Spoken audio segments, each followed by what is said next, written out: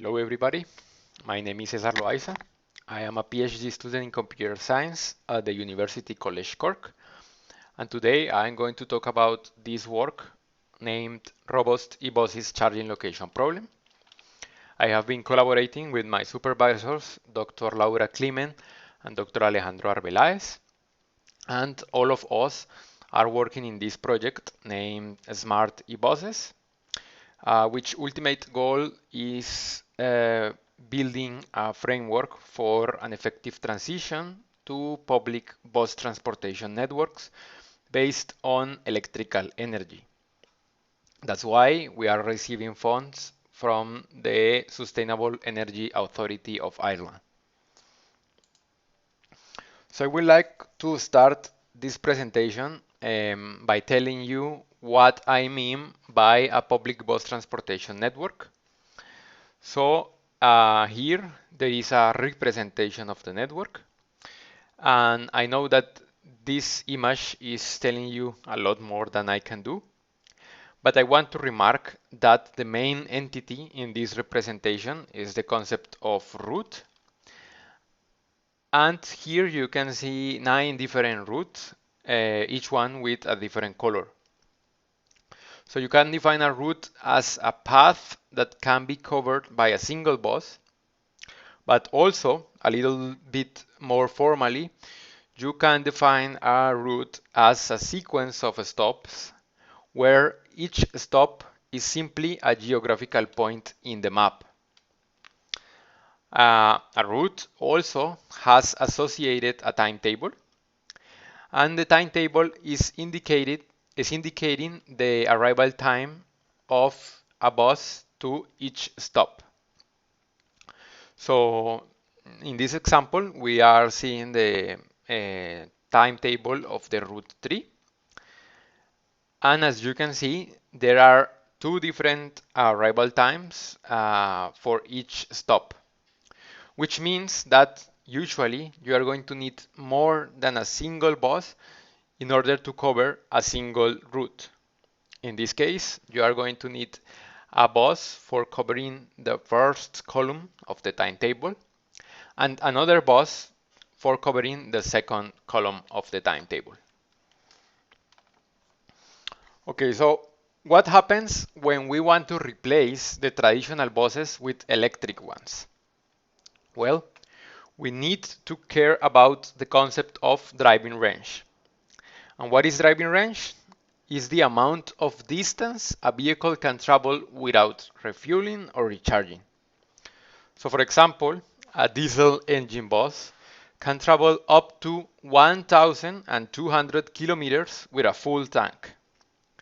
Conversely, a standard electric bus can travel only up to 200 kilometers with a full battery. And this huge difference does not allow a seamless transition. And why is that? Well, because a diesel bus can complete, or usually a diesel bus can complete its route without refueling.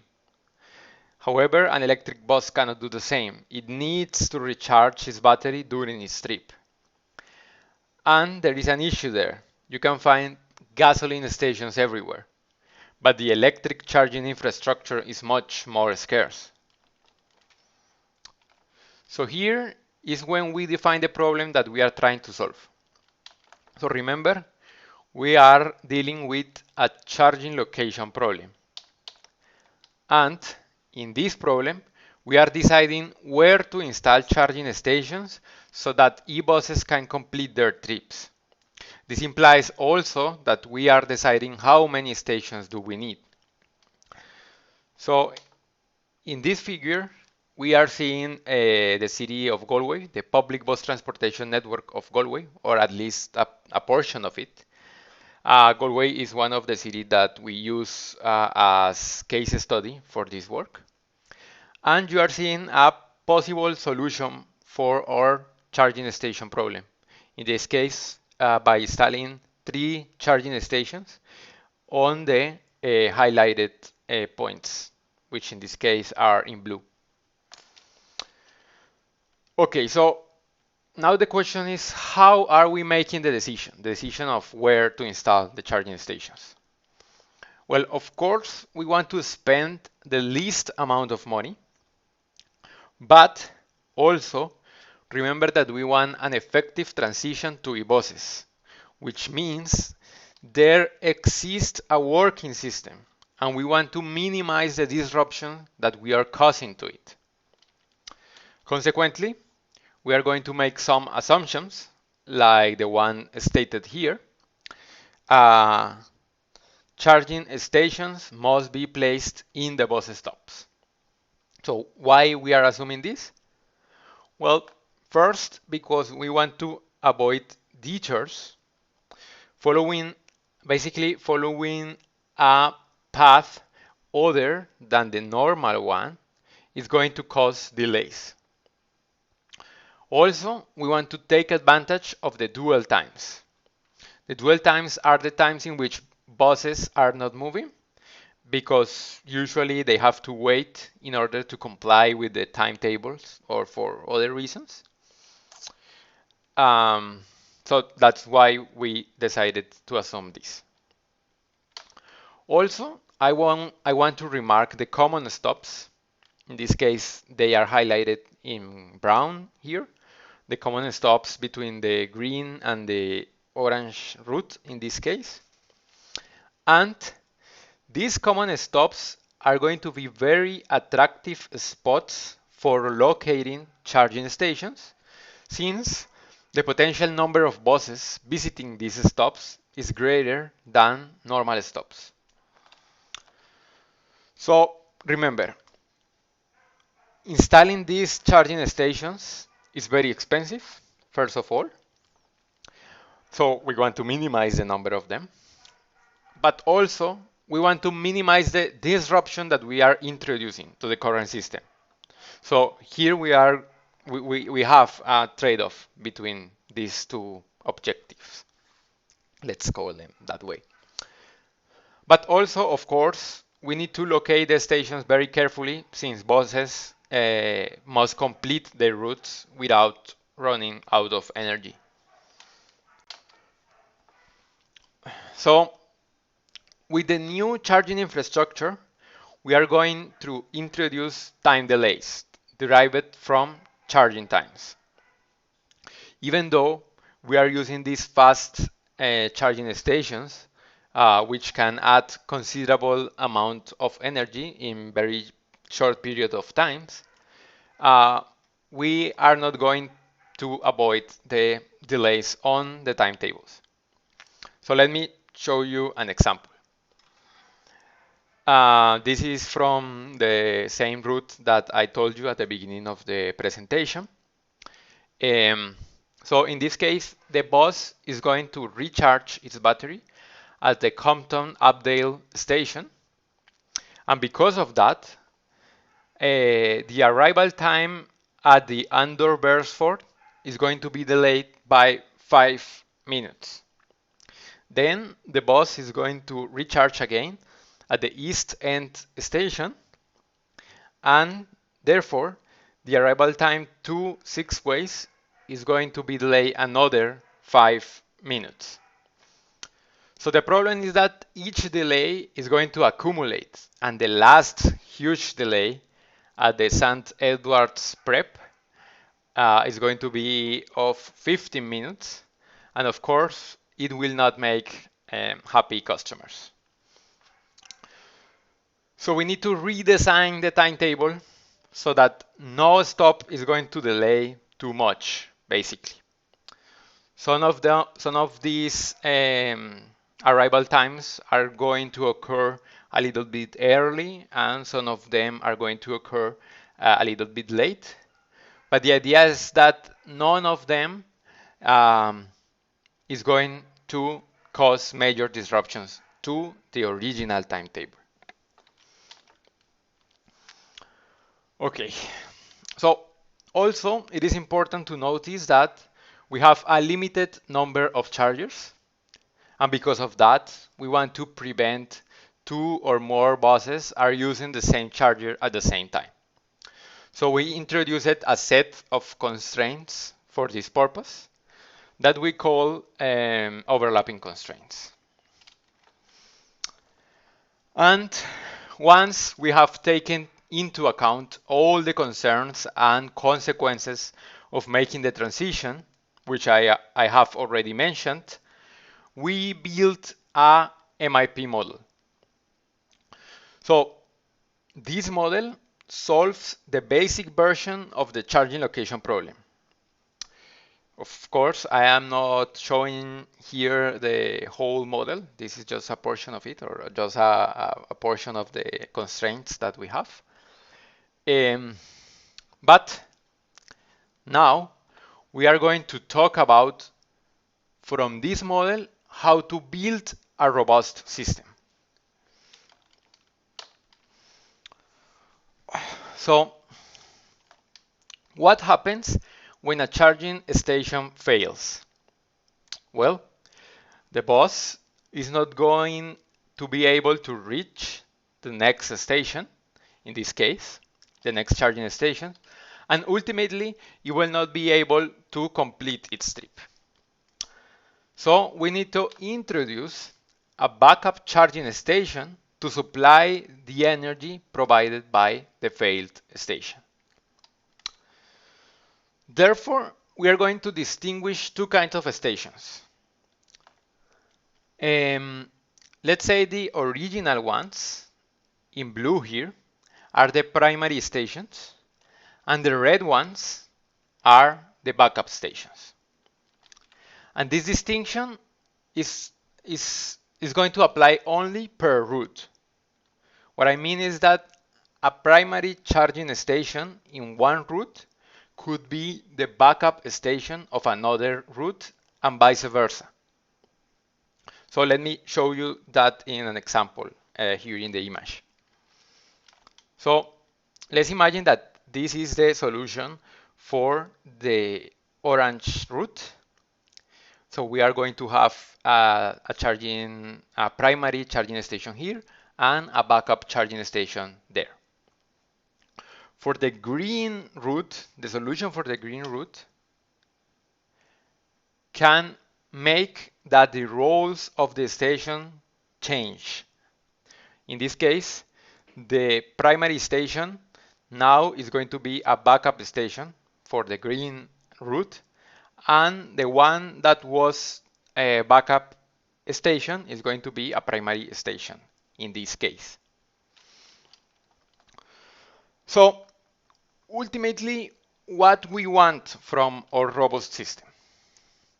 Well, we want these two things. First, that in case of a charging station failure, the system must keep functioning under the same restrictions already defined.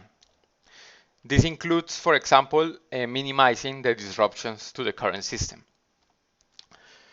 Additionally, we want that a driver is able to react to a failure no matter when he realizes about it. So even if the charging station fails at the moment the bus is arriving at it, the driver should be able to react and use the backup station. Okay, so let me show you how we achieve such a model, or how we build such a model. We already have a model defining the behavior of a bus when traveling a route. This behavior details for each stop things like the arrival battery capacity, the arrival time, the charging time, the energy added, and whether we install a charger or not in that stop. So we are going to make a copy of the model to get a parallel behavior. And, well, now the original model, we are going to name the original model as the primary route, and we are going to name the copy model as the backup route.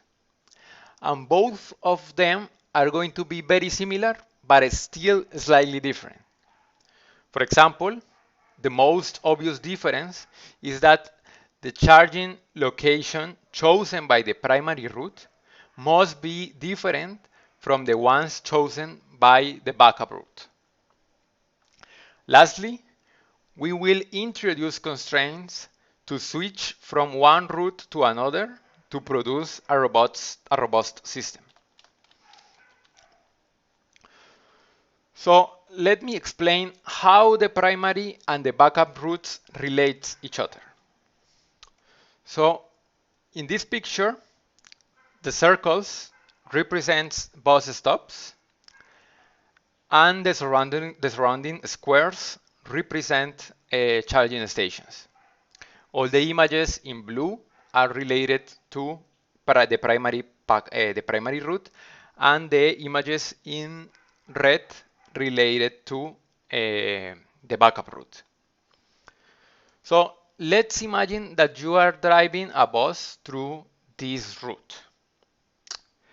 The very last moment in which you can realize that the 4 charging station, in this case, has failed is precisely when you arrive at it. At this moment, you have to switch from the primary route to the backup one. However, you must ensure that you don't have an energy deficit with respect to the backup route. In that case, you will not be able to follow the backup route properly. So here we are assuming that originally you are traveling the primary route. Likewise, you have to be sure that you don't have a delay with respect to the backup route. Finally, you want to return to the primary route again to be protected against future failures. And this should happen as soon you supplied your demand of energy at the backup charging station. So once we have considered all these new constraints and even the new overlapping constraints concerning both the primary and the backup routes, we can produce a robust system. So, well, of course, we implemented this model using Cplex, and here we can see some of our results. First of all, we use as a case of a study 3 different Irish cities, the city of Galway, Limerick, and Cork. And we simulate different scenarios.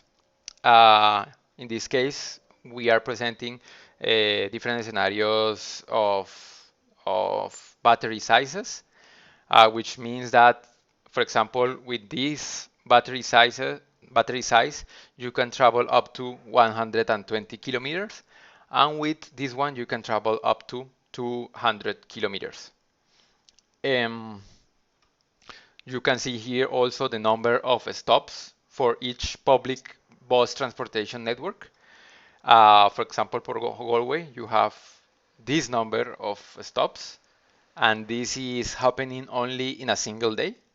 So you can see that basically the complexity of the model can grow very rapidly if we take into account that these are very small cities of less than these two. I think they are less of 200,000 people living there. And here you have the actual results, the number of charging stations which were necessary for our systems. For example, here we were able to compute the optimal solution, and the model went from 1 stations to 2 in order to obtain robustness. But for harder instances, we needed a more pronounced increase of stations. Finally, for Cork, which is our biggest city, the model did not find a reasonable solution with the frame of time we executed our experiment, which was of 12 hours. So we decided to reduce a little our Cork dataset for confirming ultimately that we are reaching or the model is reaching a limit with the size of Cork, and therefore we are already working at a meta-heuristic approach in order to scale our model, basically. So thank you very much.